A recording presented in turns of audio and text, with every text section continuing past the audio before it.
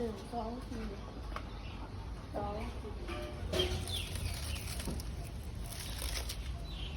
2จะหลุดมือเรา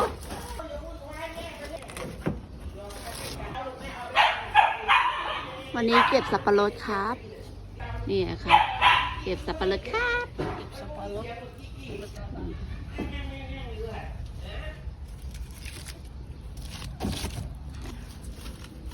หมูเด้งหยกเรียกหมูเด้งเหรอหมูเด้งกิกกี้มีอะไรยังแวะไปคุยกับกิกกี้อ่ะแวะคุยกับน้องก่อนเดี๋ยวนะอ้าวคนนี้อะไรนี่